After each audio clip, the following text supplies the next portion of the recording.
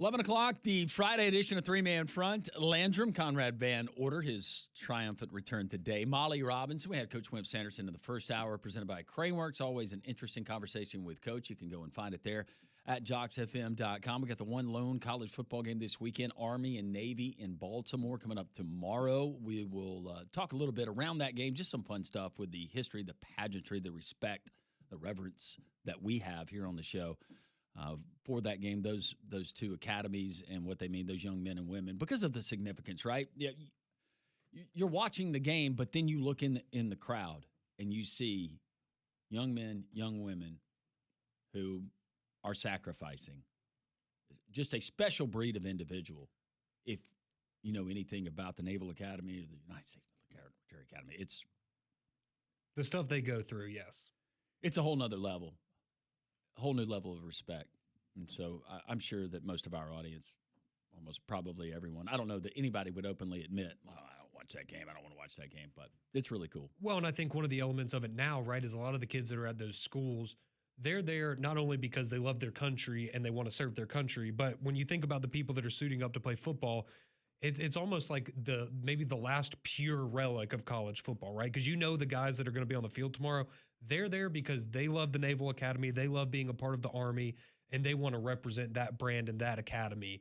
And it's not about NIL. It's not about, am I going to be a first-round draft pick in the NFL? It's, I'm out here with my brothers in arms, and we're going to go out there and play our hearts out for 60 minutes and try to win a football game. And I think it's one of maybe the last few examples you have of that in college football, where you feel like it's the genuine spirit of competition over NIL and all the other things. And you talk to guys who have played at Army and Navy, and they say, well, football was their release. That was their recess. That was the easy part of their day. I'm sure Getting it is. out there, Yeah. being with their buddies and going through practice, and just kind of conceptualize that. Most guys at most college campuses, they're fearing, oh, golly, we got to practice today. We got workouts. Guys in Army and Navy are like, let's go. It's a relief. Yeah, this is easier than my normal training. Yeah. Yeah. Very cool. It is. Barrett Sallee, Reds Radio Network, joining us now on the Higginbotham Hotline. Hey, Barrett, how are you? I'm good. What's going on, guys? Oh, we're just hanging out. We're talking a little bit of college football. Conrad said he saw you at the SEC championship game. He did. Yeah? Yeah? I dipped my toe back into the football waters for a little bit. How was that? I dipped my toe back. I just kind of sat there and watched and ate free food. Yeah, there wasn't much to watch, Barrett. No, there was not. It was rather boring, I'm not going to lie. Were you comforted that now that college football has gone back to its original pure state and being so pure in the game that we all fell in love with as kids? Yes, it's the exact same as when we were kids. There's no doubt about it. But, no, I mean, I still enjoy it. And, honestly, things like that, I'm friends with all those people, and I just don't ever get to see them. And now I got to see a lot of them. So, it was still fun. Barrett, I do want to ask you, we've texted back and forth since this happened, but our listeners and our Braves audience, they have not heard maybe your reaction to this. But Walt Weiss, the hire there at manager, I didn't hate it at all. I was expecting somebody from the outside just based on reports and the length of time that the Braves spent in the search. But I'm good with Walt Weiss. What can you tell Braves fans, Braves listeners about Walt Weiss that they might not know? He is, you better not cross him because he's a black belt. And so all of us in there in the clubhouse and in the press conferences and in the dugout before the games, we got to watch what we say, because if we say something that he might not like, then he can do some damage if he wants to. But, he's a different, I know there's this idea that since he came from the Brian Snitker tree and he was promoted from within, that it's going to be the same old. And we actually asked him about that during his introductory press conference and just kind of knowing him a little bit before too. He's not that guy. He did a very good job explaining, hey, I took a little bit from this guy, took a little bit from that guy, and, kind of formed his own style. So it's not going to be the same old. I think you're going to see, like, Snit always kind of kept things behind closed doors, right? If he's mad about something, he'll tell it behind closed doors, but when he gets out in front of us, he's not going to say a thing. I think Walt's going to be a little different. If something goes wrong, if somebody pimps a home run, Jared Kelnick, on a double, then you're going to hear him call it out publicly. So, I think it's going to be fun. It's going to be different. Bobby never did that. Freddie Gonzalez kind of did at times. I think Walt's going to be more aggressive in terms of how he operates, more aggressive than we've seen in a very long time.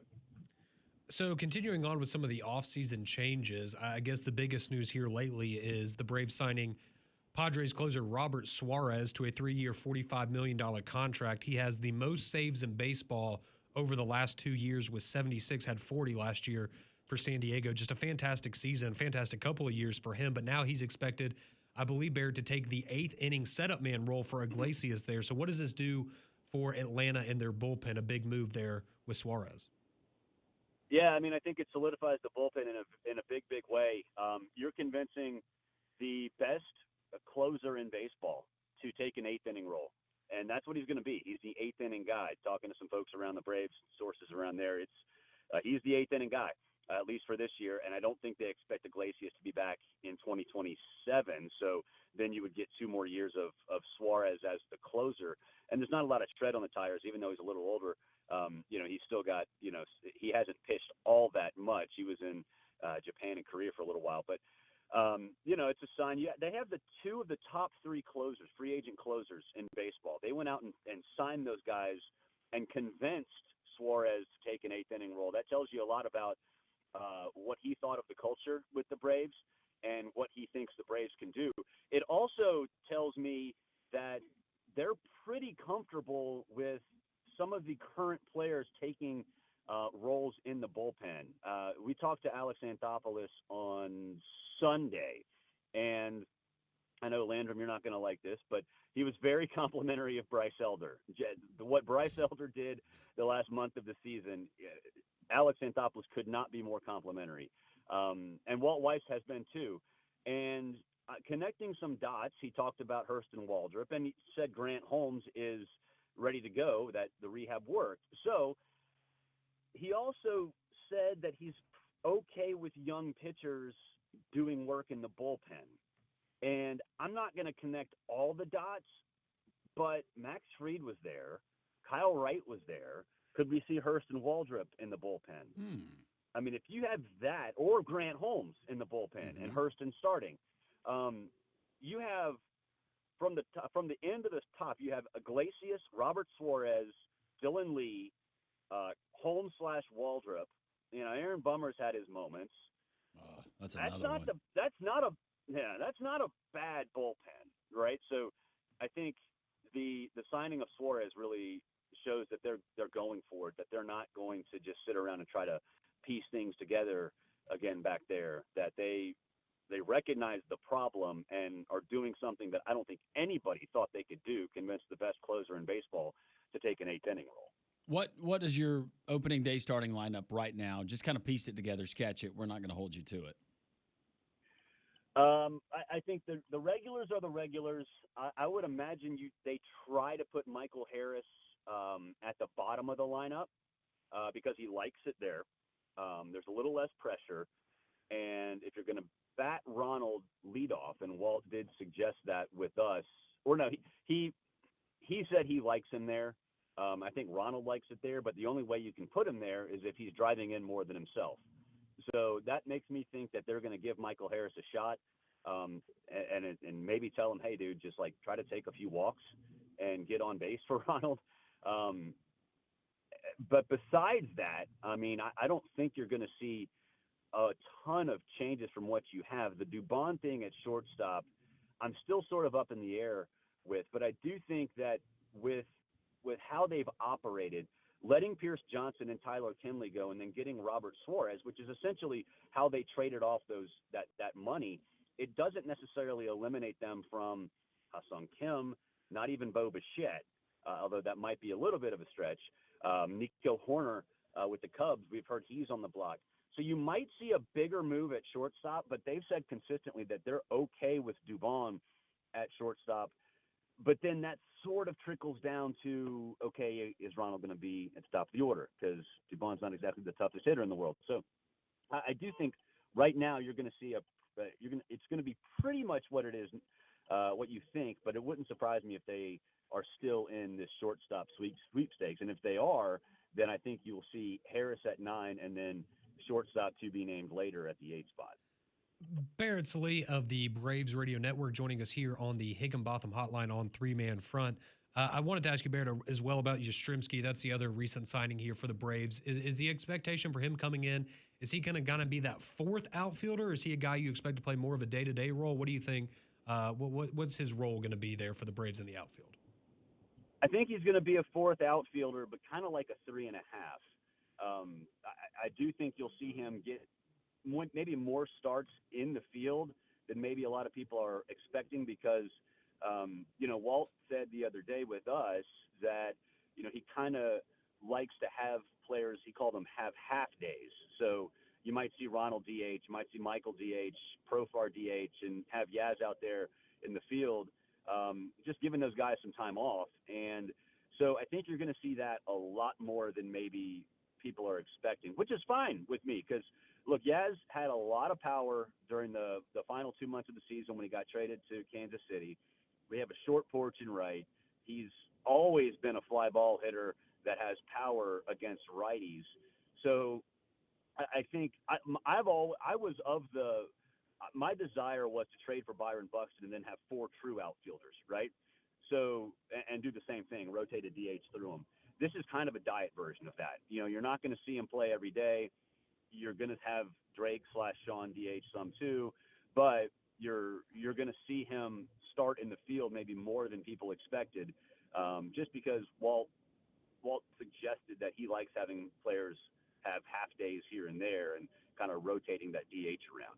Well, the good news is, Barrett, at least on paper, the Braves, the way that they start the season with their schedule, it's not as daunting as it was last year with opening up. Not at all. With the Dodgers and the Padres on the road, and then that was just obviously a sign of things to come. I just want to forget. I want to forget 2025 Braves. I do too, man. Well, I got to see you a couple times, so that's good. No, that was fun. That was the highlight of the year, I think, for the team and for us. Sadly, you might be right. Hey, that was a great weekend. That was the Red Sox weekend when Swellenbach on his birthday struck out all those dudes. Right. That the Saturday game, it was a 5-0 shutout. And you know what's funny, Barrett, is I told my wife Dorothy as we were leaving Truist, I said, you know what? Something tells me that's going to be the best game they play all year. And I'll be dang. I think it was. You might have been right. Yeah. You might have been right. Yeah. Oh, I did want to ask you quickly, Barrett, because I don't know how much you keep up with the rumor mill with other teams going on, but y'all brought up the Dodgers. How worried should we be about this rumor that the Dodgers are working to acquire Tariq Skubal from the Tigers? I mean, if that happens, can we go protest, please? It would be, I mean, that's just, it can't happen. More championships. It can't happen. There's no way they can do that. I would love to find out what they're going to trade, because it better be like Ohtani, Freeman, and Mookie Betts. Otherwise, this is just not fair. I saw Glass now. That If was the rumor I saw. All right, was so Glass now. I want you both to answer this question. If the Dodgers were a college football team, who would they be? They would be Alabama when they were the only one cheating. There he is. There you go. Alabama 10 years ago. Okay. All right. Yeah. Oh, Barrett, we always appreciate the time. Do you have a pick, by the way, for the college football playoff? Not just because I live here, but I'm going to go Georgia. I do think that they're getting hot at the right time. The slow starts that they were kind of plagued with early on, they've kind of disappeared. So I do think it'll be Georgia. Do not be surprised, though, if Texas Tech makes some noise. I mean, that's a really good football team. No, you're exactly right. And I think right now, if we were going to vote, at least people here on this show for an SEC team, it would definitely be Georgia. Yeah. Yeah, for sure. Yeah. Barrett Sallee, Braves Radio Network, all season long. When is your first crank up broadcast? You're doing the spring training, right? We're doing some run throughs in spring training, but until then, it's just kind of me filling in on the flagship, and I don't mind that one bit. We do the Clubhouse Report on Wednesdays. We flip that into a podcast after that, so that's always fun. We get some good guests, and so that kind of keeps people excited, and that goes down the radio network. I'm not sure if you guys pick it up, but we have so many affiliates that it's available to those affiliates as well. But as far as Braves go, that's it until the end of spring, or toward the end of spring training, and then just filling in on the flagship, trying to make sense of what the Falcons are doing, and talk some college football as well. Well, last night was a good night for the Falcons, right? With the comeback, but no, and anybody who's not tuned in to listen to Barrett, that is not just a Homer sunshine pumping broadcast. They're going to tell it like it is, and I love that you guys discuss a lot of the frustrations that we as Braves fans have, and you voice them and put them out there, so it's not just your typical, hey, I'm not getting everything. It's great.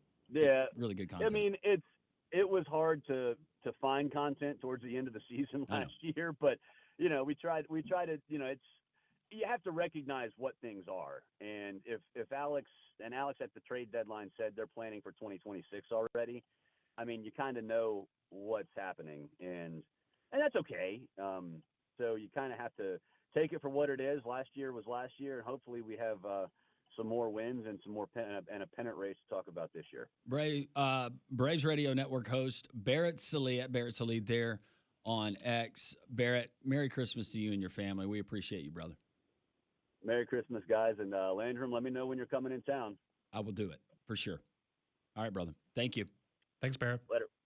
Barrett Sallee joining us on the Higginbotham Hotline. You deserve solutions that are built for you. Higginbotham is your one-source solution for insurance, financial, and HR services. We've now had 2 guests on today, and they both have mentioned Texas Tech as a team that, not saying they're going to win it all necessarily, but a team that may be flying under the radar for the playoff.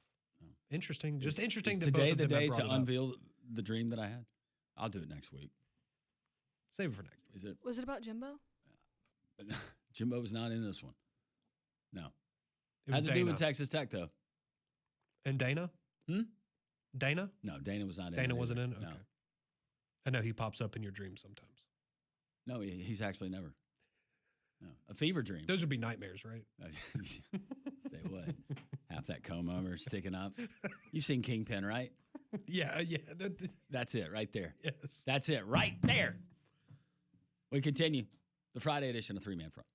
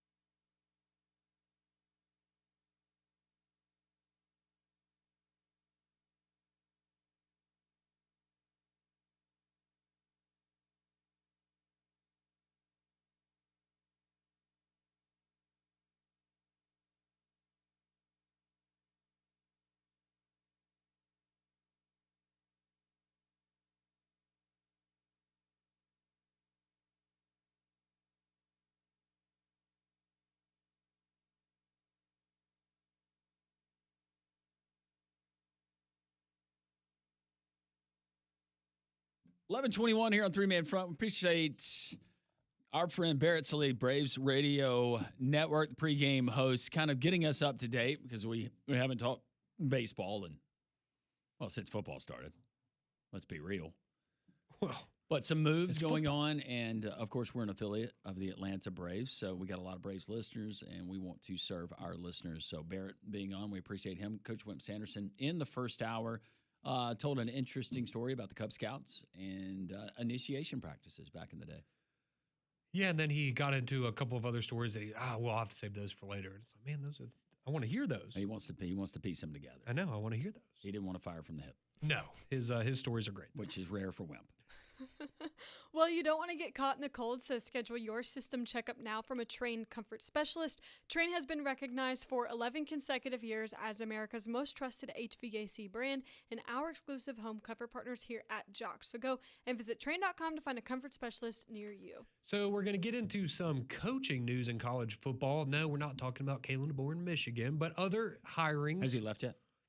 No, he is still in Tuscaloosa with the team, from what I understand. Right. But it is only 11:22 on December 12th, so we'll see. But all kidding aside, there have been some other hires, and some that I think are very interesting at the coordinator positions as well as just some other position coaches around the SEC. But we'll start with Auburn. We'll tell you what's going on there with the Auburn Tigers because one of them, Tim Banks, he is now going to be a member of the defensive staff there for Alex Golish. He's going to coach safeties. He was recently let go from Tennessee as their defensive coordinator. I thought he did a really great job the last few years, really turning that defense around. This year, had some issues, had some injuries that led to some of those issues. But again, I think that's a great hire. Somebody that knows the SEC very well, has had success there coming into Auburn. And you also have Larry Porter, who is coming back. He was the running back coach at West Virginia. He's now coming back to Auburn Landrum. He had been there from 17 to 20. Yep.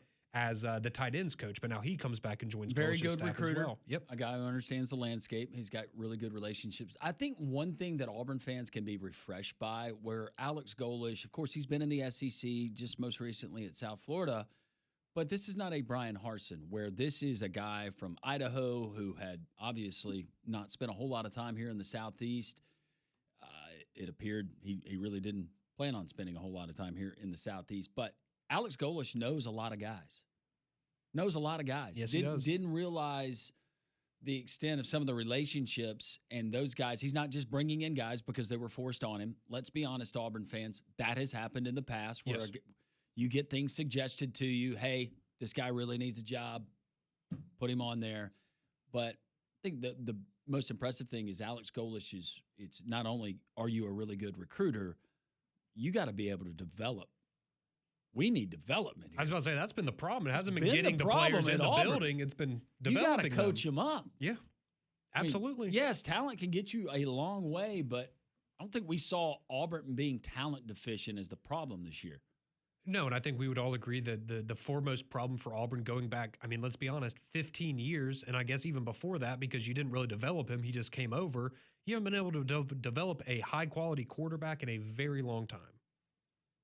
And that's... I mean, we can make all of the excuses or bring up all the reasons that Auburn hasn't had success. It's because of that. If this staff can't do it, then yes, I agree that position at that school is cursed now. Yeah, and it very well may be. But I think that there's a lot of reason for optimism that Alex Golish, whether it's bringing in a Byron Brown, continuing to develop a Deuce Knight, that position will be better than it has been in hopefully a very long time. Yeah, for sure. For Auburn.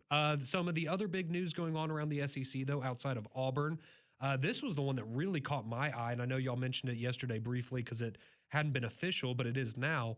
And Tennessee, they have now hired Jim Knowles as their next defensive coordinator. He was the DC at Penn State this year.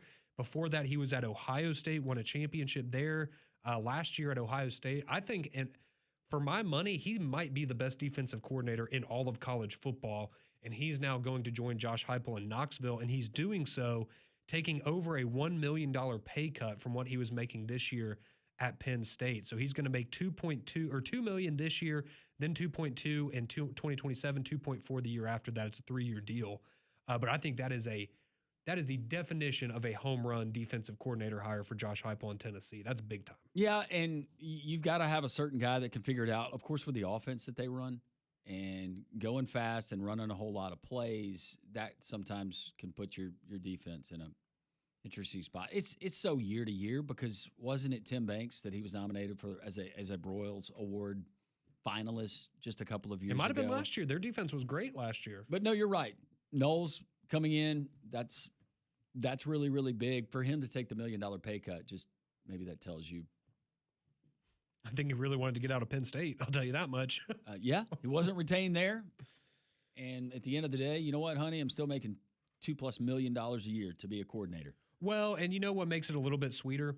When you're getting a $9 million buyout from Penn State from your defensive coordinator contract. I think you'll be okay with that. But yeah, that's a good hire. I think that's a fantastic hire. Again, I know Penn State wasn't great this year, but you just go back. That team last year for Ohio State was probably the best defense in the country, and that was led by one Jim Knowles. You also had another move in the SEC I thought was very interesting, and that is Kentucky with Will Stein, their new head coach now coming over from Oregon.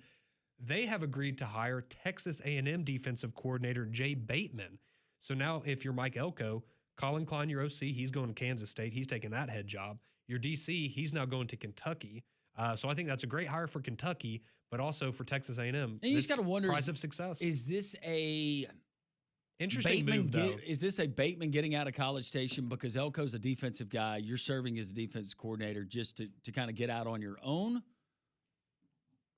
That's a theory. Yeah, it certainly is. See, because I'm going back and looking through right now. I mean, he's from Virginia. It's not like he's a Kentucky guy, right? Where you would go, oh, well, mama called and he just wanted to go back home. It's nothing like that. It's interesting, but I mean, he's been the DC at Texas A&M for 2 years. Also the linebackers coach. He was at Florida for a couple years before that, working with the linebackers. So he's been around the SEC. But yeah, I think it's fair. People are going to ask questions no offense to Kentucky, but your defensive coordinator for a team that's in the college football playoff, you just went 11-1, and now you're going to leave for Kentucky. But whether it's money or something else, it appears to me that maybe just kind of branch off, be his own guy, and not very possible. Whether I don't know how much that he's calling on game day, how much I'm right. If guessing Mike it's a pretty good portion. Yeah, but if there is that, and he wants to elevate and potentially become a head coach, to go where you're your own guy, you're in charge of that defense. Yeah, so we'll see how it turns out for Kentucky, but again, on paper at least, I think that's a nice hire. They're bringing over the Texas A&M DC, and now Mike Elko, after this playoff run is over, going to have to make some big time hires to hopefully be back in the playoff next year. No, that's a good get. We will have to wait and see how much turnover do we get potentially on Kalen DeBoer's staff in the offseason. I know that Alabama fans have some position groups and suggestions for the coaches and where they can go. Yep, probably not safe for radio. No, we'll save that for later. But yeah, there's going to be some changes there. Obviously, Jamarcus Shepard, he's going to Oregon State, and you imagine he'll take a couple of guys with him. Kane Womack's name is floated around. Jamarcus Shepard would have been a guy that you would prefer to stick around. Absolutely. He's an incredible recruiter. One of the, I would say, I guess, I know Brian Hartline, now the USF head coach, maybe the best wide receivers coach now in college football, but he's going to be a head guy. So, but this is what happens, right? We see this all the time. You win, and coaches are going to go elsewhere. A lot of texts rolling in. We'll get to those texts on the text line, 205-834-9450. A lot of fun left in this Friday edition of Three Man Front.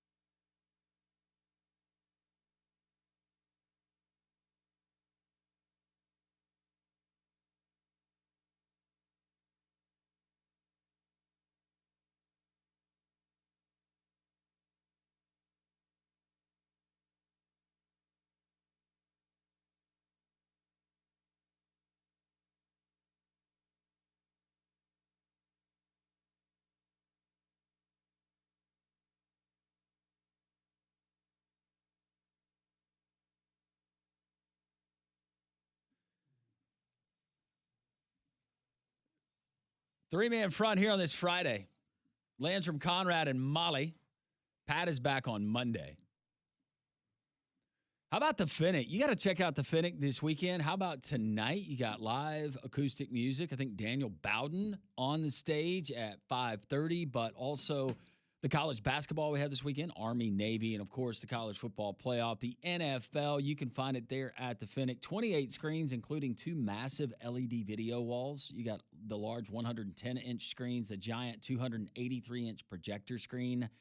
Every seat offers an incredible view of all the sports action, and you're going to experience exceptional audio quality and professional lighting. It makes each featured game worth it. It will be unlike any other sports bar experience that you've ever experienced. And don't forget about the award-winning menu. Check it out. It's the Finnick, 1630 2nd Avenue South, near Railroad Park. And if you're wondering to yourself, well, what would I go and watch at the Finnick this weekend? You actually do have some options because we know the college football playoff doesn't get going until next Friday with Alabama and Oklahoma opening up the first round for us. But you do have Army-Navy tomorrow. That's a 2 o'clock kick on CBS. You actually have 2 bowl games going on tomorrow as well, flying a little under the radar. You have South Carolina State and Prairie View A&M in the Cricket Celebration Bowl. That's an 11 a.m. kickoff on ABC. And then tomorrow night at 7 on ABC, you have the LA Bowl, which will be Boise State and Washington there. Washington, a 10-point favorite in that matchup. Of course, you have Alabama, Arizona, and college hoops tomorrow night at 8:30. A lot of you probably going to Legacy Arena for that one. You're going to have Auburn basketball tomorrow. You've got the NFL on Sunday. So we're getting away from the college football playoff, giving a week off there, but you still have a lot of great I forgot entertainment the this LA weekend. Bowl snuck in there. And if I'm not mistaken, I think I read the other day that this is the last year for the LA Bowl, and then they're getting rid of it. I don't know if they're replacing it with another name or what, but yeah, I think this is I will check real quick. But I think this is the last year they're doing it. So Jimmy Kimmel is not funding it this year, I guess. Wasn't it Snoop Dogg one year? Or was it a different bowl? That was Snoop Dogg was another state, wasn't it? I can't remember which bowl remember that either. one was. But yeah, I'll look. And one year it was Gronk.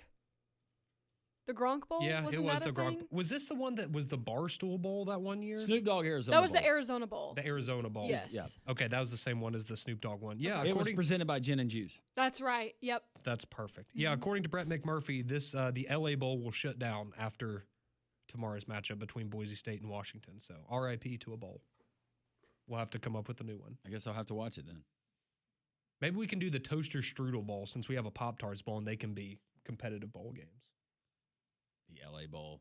We're going to miss that one. Probably not, but I mean, Boise State, Washington, that's a solid game. Honestly, if a few of these bowl games went away and nobody told us, would we know? Most people wouldn't notice. Would we know? No, because there's so many of them, you would just say, oh, that sounds about right. By the way, going back to the coaching hires in the SEC, we got Drake, who's a loyal listener. He's a big Florida fan. Buster Faulkner, we need to mention him. The new OC joining Georgia Tech OC going to Florida? Yeah, John Summerall's staff. And that had been rumored when John Summerall was still in the mix at Auburn that it was going to be Faulkner going with Summerall wherever he was. But he's a very good coordinator, and I think you got Brent Key, who's now looking for a coordinator. Are you surprised that Brent Key didn't make the move? I'm not, but his name was up for a lot of jobs.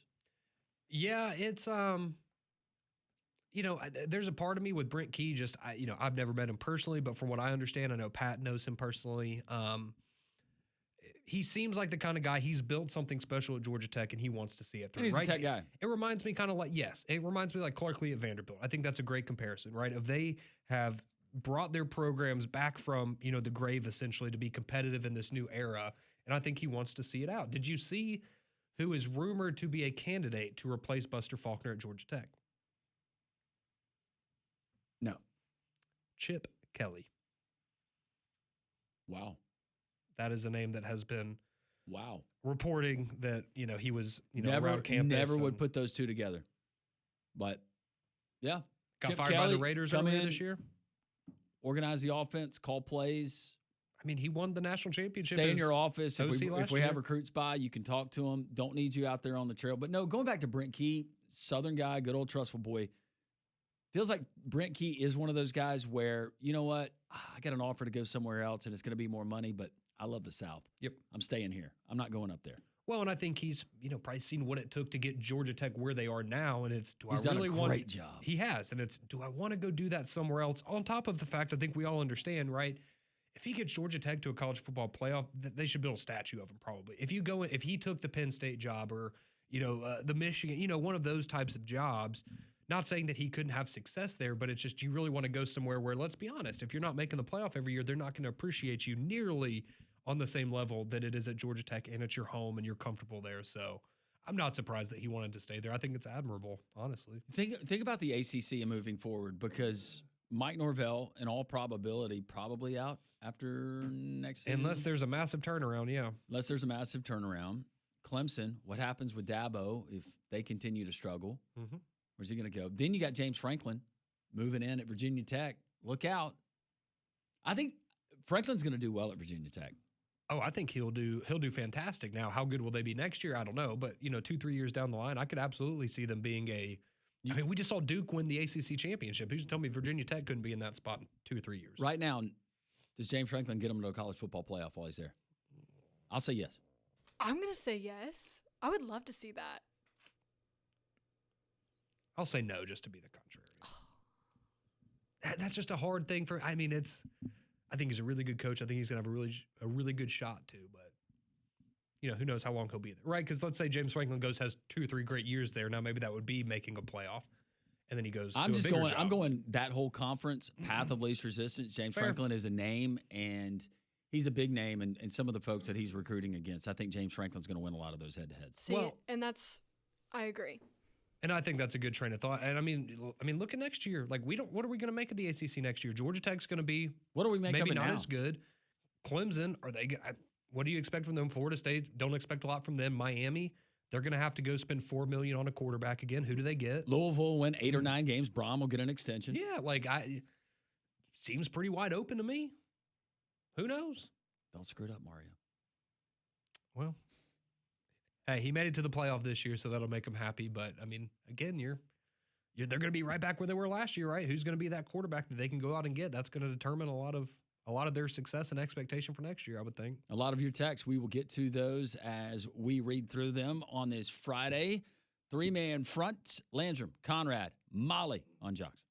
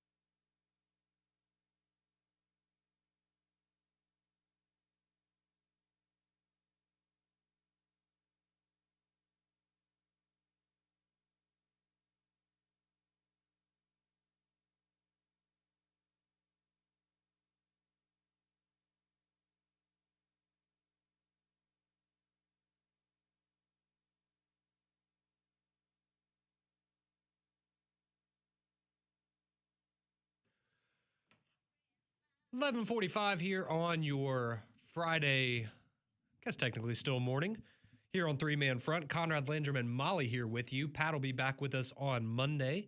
Appreciate you tuning us in each and every day as we get you started on your weekend. About to get some advice on where the sharp money's going with our buddy JR here in just a couple of moments, giving you some picks for the upcoming weekend. But we do appreciate our guest today, Barrett Sallee, joining us earlier this hour, giving us an update on the Atlanta Braves, their offseason, as well as some of his thoughts on the college football playoff. And then the coach, Wimp Sanderson, joining us earlier to talk some SEC hoops, Alabama and Arizona, a big one coming up tomorrow. Right now, he joins us throughout the football season. It's JR from TakingVegas.com. He joins us on the Higginbotham Hotline. JR, how are you, my friend? Doing outstanding, Landrum. I could not be in a better mood. We've got quite the weekend ahead of us. Obviously, NFL is going to be in full force. One very big game in college football, as it is every year. We're talking about that Army-Navy game. So here's what I'm doing. Anybody that wants to make money this weekend, go ahead and give us a shout. On the recorded line right now, we're going to give you the Army-Navy game. The point spread winner is absolutely free. All you got to do is call the number, 888-994-6669. That's 888-994-6669. And again, Army-Navy, absolutely free on the recorded line. Plus, I've already labeled my college football playoff first round game of the year. There's one game in particular that I think is an utter blowout. So anybody that signs up with us, beyond getting just the free play, you're going to get that VIP game of the year for the college football playoff first round. So, guys, make sure you take advantage. Again, Army-Navy on the recorded line. It is free, 888-994-6669. I do want to ask you, JR, about the NFL, because last night, that game, wow, the comeback in the fourth quarter. But the NFL, it just seems like it's been a weird year. You're somebody who's dialed into it every single season. Does this season, is this abnormally weird? Abnormally just different, I guess you can say. It really is. I mean, the way there are other handicappers that I talk to around the business, and most of the guys I'm talking to are having a really tough year. It has been seriously hard because any kind of pattern that has been, something that's been reliable even for over 10 years, it just isn't there anymore. And I think a lot, especially, listen, college football this year was the toughest of all. NFL for me has been pretty solid. It is every year, but there's definitely been, horrific, and I mean horrifically bad refereeing in the NFL like I never saw before. I mean, with all the technology and everything that we have, you would think it gets better. But since legalized sports betting has happened around the country, you just can't ignore it. The refereeing has been downright atrocious.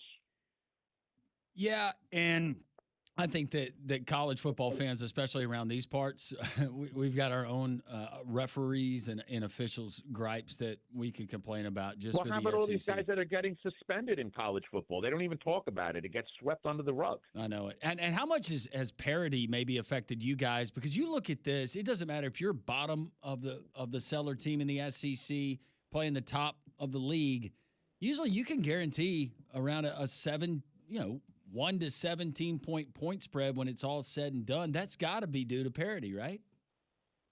It definitely is. And now with the NIL, listen, for the next 2 to maybe even up to 5 years, you're going to have a complete switch in college football as to the teams that are going to be dominant, as to the teams that were dominant off of a cliff.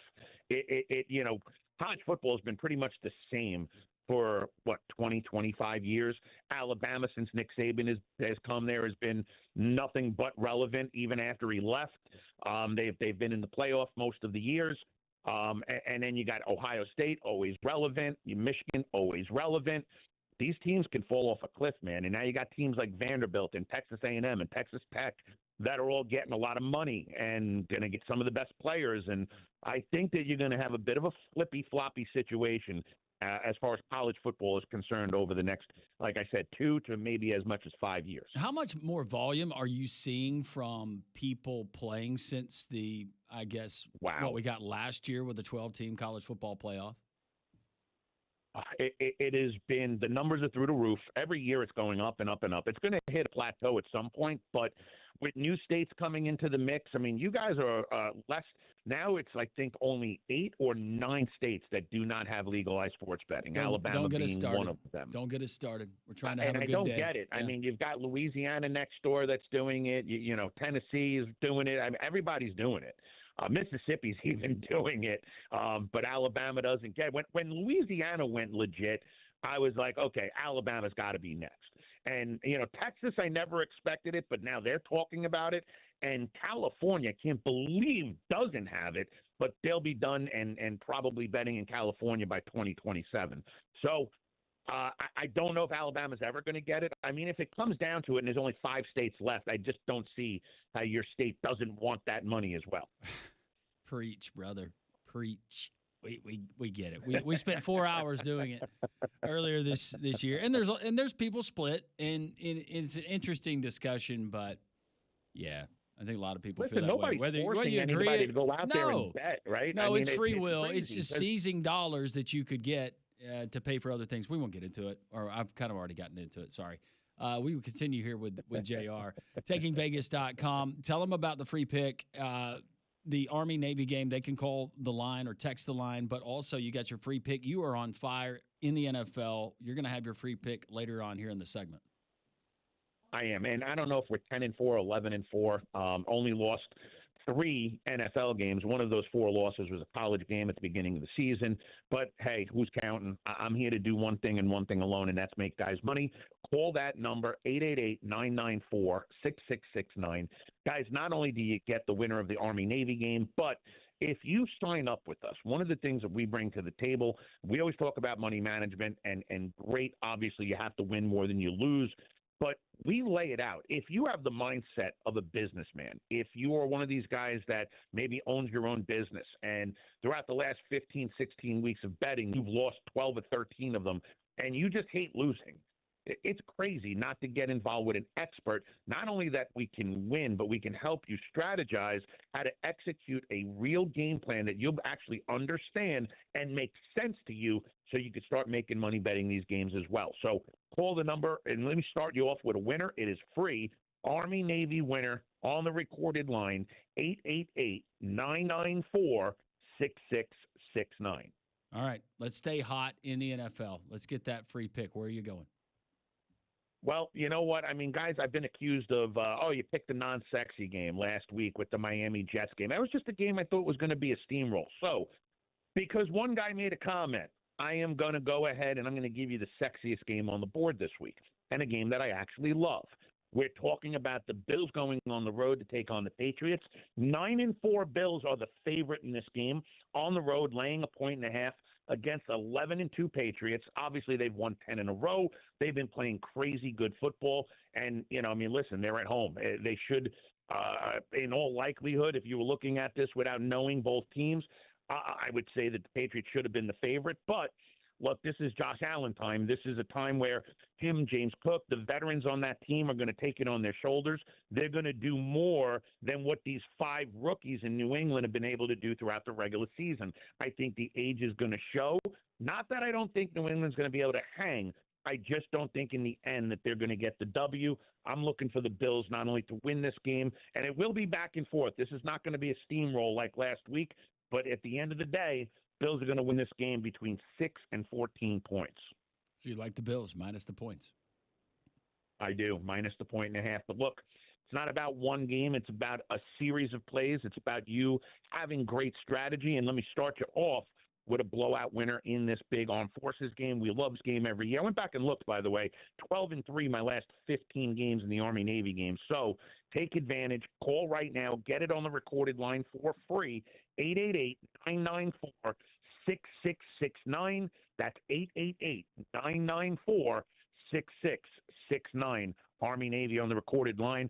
Guys, be safe. Landrum, have fun. Let's go out there and let's make some money. Sounds like a plan. Thank you, JR.